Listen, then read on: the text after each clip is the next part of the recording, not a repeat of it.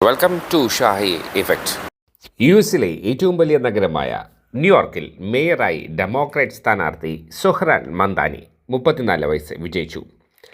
സ്വതന്ത്ര സ്ഥാനാർത്ഥിയായി മത്സരിച്ച മുൻ ന്യൂയോർക്ക് സ്റ്റേറ്റ് ഗവർണർ ആൻഡ്രൂ കുമോയെയാണ് മന്ദാനി പരാജയപ്പെടുത്തിയത്. ഇന്ത്യൻ വംശജയായ പ്രമുഖ സിനിമാ സംവിധായിക മീര നായരുടെയും യുഗാണ്ടൻ എഴുത്തുകാരൻ മെഹമ്മൂദ് മന്ദാനിയുടെയും മകനാണ് സുഹ്റാൻ.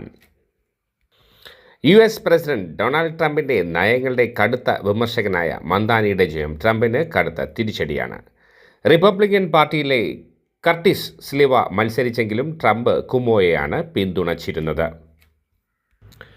ട്രംപിൻ്റെ നയങ്ങളോടുള്ള വിധിയെഴുത്താകും ന്യൂയോർക്ക് തിരഞ്ഞെടുപ്പ് ഫലമെന്ന് ചൂണ്ടിക്കാട്ടപ്പെട്ടിരുന്നു. മന്ദാനി വിജയിച്ചാൽ അത് നഗരത്തിന് വിപത്താകുമെന്നും നഗരത്തിനുള്ള ഫെഡറൽ സഹായം നിലച്ചേക്കുമെന്നും ട്രംപ് ഭീഷണി മുഴക്കിയിരുന്നു. ഡെമോക്രാറ്റിക് സ്ഥാനാർത്ഥികളായ അബിഗേൽ സ്പാൻബർഗർ വിർജീനിയ ഗവർണറായും മിക്കി ഷെറിൽ ന്യൂജേഴ്സി ഗവർണറായും തിരഞ്ഞെടുക്കപ്പെട്ടു. ആർട്ടിസ്റ്റായ റമ ദുവാജിയാണ് ഭാര്യ. ന്യൂയോർക്ക് സിറ്റി മേയർ തിരഞ്ഞെടുപ്പിൽ സുഹ്റാൻ മന്ദാനിയുടെ പ്രചാരണത്തിന് പ്രധാനമായും ഫണ്ട് നൽകിയത് ഹമാസ് ബന്ധം സംശയിക്കുന്ന സംഘടനയിൽ നിന്നാണെന്ന് വെളിപ്പെടുത്തി രാഷ്ട്രീയ ഉപദേഷ്ടാവ്.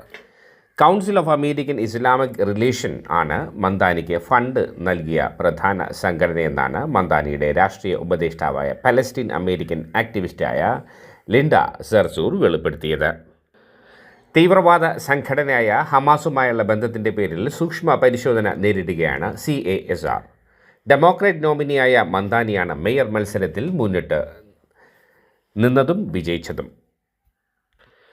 തിരഞ്ഞെടുപ്പ് കാലയളവിൽ ലഭിച്ച ഏകദേശം $30 ലക്ഷം സംഭാവനയിൽ നിന്ന് പൊളിറ്റിക്കൽ ആക്ഷൻ കമ്മിറ്റി PAC ആയ unity and justice New York city ആസ്ഥാനമായുള്ള മന്ദാനി അനുകൂല PAC ആയ ലോവർ കോസ്റ്റിന് $1,20,000 ഏകദേശം $1 കോടിയിലധികം രൂപ നൽകിയതായി രേഖകൾ സൂചിപ്പിക്കുന്നു.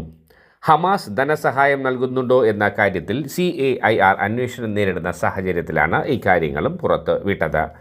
അന്വേഷണം നേരിടുന്ന ഒരു സംഘടനയിൽ നിന്ന് ഫണ്ട് സ്വീകരിച്ചതായാണ് മന്ദാനിയുടെ മേൽ ഉയർന്നിട്ടുള്ള ആരോപണം.